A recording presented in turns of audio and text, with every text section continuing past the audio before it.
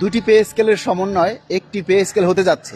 সেই pay scale যদি কিস্তিতে হয় তাহলে এই পে স্কেল কর্মচারীদের জীবনে কোনো প্রভাব ফেলবে না, বরংস প্রথম ধাপ যখন দেয়া হবে তখন দাম বাড়বে, আবার পরবর্তী ধাপ যখন দেয়া হবে আবার দ্রব্যমূল্যের দাম বাড়বে, আবার তৃতীয় ধাপ যখন দেয়া হবে আবার দ্রব্যমূল্যের দাম বাড়বে। 3 ধাপে একই বেতন আপনি দিবেন 3 ভাগে ভাগ করে, অথচ ওই একই বেতনের উপরে নির্ভর করে 3 ধাপে 3 বারে দ্রব্যমূল্যের দাম বাড়বে। ফলে দেখা যাবে দ্রব্যমূল্য আর বেতনের মধ্যে সামঞ্জস্য থাকবে না, দ্রব্যমূল্যের দাম থাকবে এইখানে আর বেতন থাকবে এইখানে। ফলে কর্মচারীরা আবার সেই পরবর্তী পে স্কেলের জন্য আন্দোলন করার জন্য তারা যায় জোগাড় করবে। এভাবেই যদি চলতে থাকে তাহলে নিয়ম বলে তো একটা কথা আছে, আমরা চাই প্রতি 5 বছর পর পর যাতে অটোভাবে আপগ্রেডেশন হয়, মাইগ্রেশন হয় এবং সেইভাবে যেন পে স্কেল প্রতি 5 বছর পর পর বাস্তবায়ন হয়। আমরা বাংলাদেশ সরকারি কর্মকর্তা কর্মচারী কল্যাণ সমিতির পক্ষ থেকে সরকারের কাছে প্রস্তাব দিয়েছি, প্রথম ধাপে শতভাগ বেসিক বাস্তবায়ন, দ্বিতীয় ধাপে সকল ভাতা দিই। তারপরে যদি আর্থিক ক্রাইসিস থাকে সেক্ষেত্রে ভাতাসমূহকে 2 ভাগে ভাগ করে দেওয়া যেতে পারে, কিন্তু বেসিককে নয়। কারণ বেসিক ভাগ করে দিতে গেলে নানা জটিলতার সৃষ্টি হবে। যারা অবসরে গেছেন, যাদের অবসর 1 জুলাই শেষ হয়ে যাবে, তাদেরকে আপনি কিভাবে 50% দিবেন? আমরা অর্থ মন্ত্রণালয়ের কাছে প্রশ্ন রাখতে চাই, শতভাগ বেসিক বাস্তবায়ন না করে যদি ভেঙে ভেঙে দেয়া হয় তাহলে সেই পে স্কেল আমাদের কোনো উপকারে আসবে না।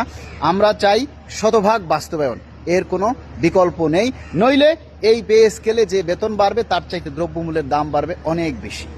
সুতরাং যারা সরকারি কর্মচারী আছেন, যারা এই পে স্কেলের সুবিধা ভোগ করবেন, তাদের সবাইকে সজাগ থাকার জন্য আমরা অনুরোধ করছি। আমাদের দেশের কিছু অর্থনীতিবিদ আছে, কিছু ব্যবসায়ী আছে, কিছু সুশীল সমাজ আছে, কিছু সাংবাদিক আছে, তাদের কথা শুনলে মনে হয় এই বাংলাদেশের অর্থনীতির চাকাটা নির্ভর করে সরকারি কর্মচারীদের বেতন ভাতা বৃদ্ধির উপরে। এবং এই যে বাংলাদেশের দ্রব্যমূল্য, এটাও বৃদ্ধি পায়, হ্রাস পায় সরকারি কর্মচারীদের বেতন ভাতা বৃদ্ধির উপরে। অথচ দেখেন, বাংলাদেশে 20 কোটি মানুষ আর সরকারি চাকরিজীবী মাত্র 15 লক্ষ।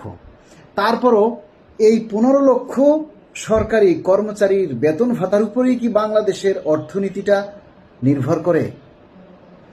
প্রশ্ন রাখলাম মাননীয় প্রধানমন্ত্রীর কাছে, প্রশ্ন রাখলাম মাননীয় অর্থমন্ত্রীর কাছে, এবং প্রশ্ন রাখলাম এদেশের কিছু সুশীল সমাজের কাছে, যে সত্যিই কি শুধু এই 15 লক্ষ সরকারি কর্মচারীদের বেতন বৃদ্ধির সাথেই কি এদেশের অর্থনীতি নির্ভর করে?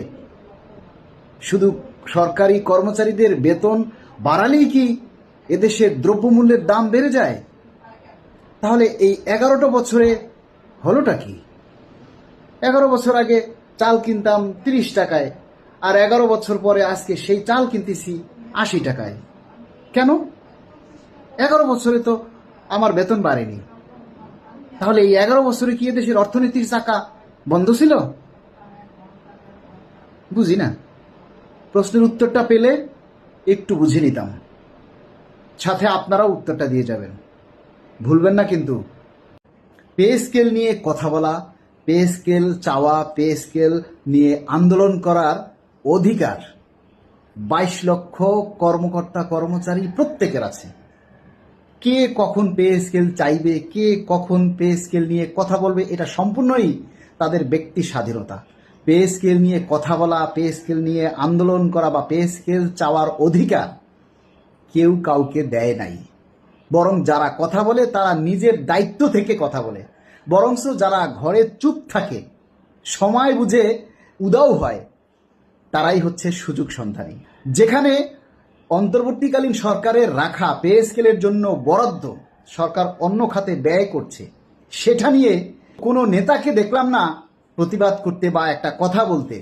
আগামী জুনের বাজেটে পে স্কেলের জন্য বরাদ্দ থাকবে কিনা এটা নিয়েই যেখানে কর্মচারীদের অনিশ্চয়তা, আগামী জুলাই থেকেও পে স্কেল বাস্তবায়ন হবে কিনা এটা নিয়েই যখন কর্মচারীরা হতাশ, অনিশ্চয়তা দেখা দিচ্ছে, সেখানে কিসের ডেডলাইন? এবারের বাজেটে পে স্কেলের জন্য বরাদ্দ রাখাই হচ্ছে এই সরকারের জন্য সবচেয়ে বড় চ্যালেঞ্জ। এবং সেই চ্যালেঞ্জ পূরণে সরকারের সাথে আছি আমরা। সরকারকে সর্বাত্মক সহযোগিতা করতে চাই আমরা। এবারের বাজেটে পে স্কেলের জন্য বরাদ্দ রাখলে সেটাই হবে আমাদের 10 বছরের ভাগ্য। আর যদি এবারের বাজেটের পে স্কেলের জন্য বরাদ্দ রাখা না হয় তাহলে সেটা হবে আমাদের 10 বছরের দুর্ভাগ্য।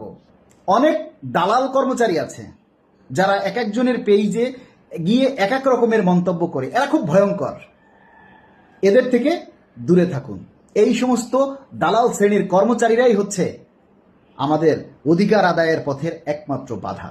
সব বাধাকে উপেক্ষা করে কর্মচারীরা এবার দাঁত ভাঙা জবাব দিবে আন্দোলনের নামে কেউ যদি ধোঁকাবাজি ঠকবাজি করে।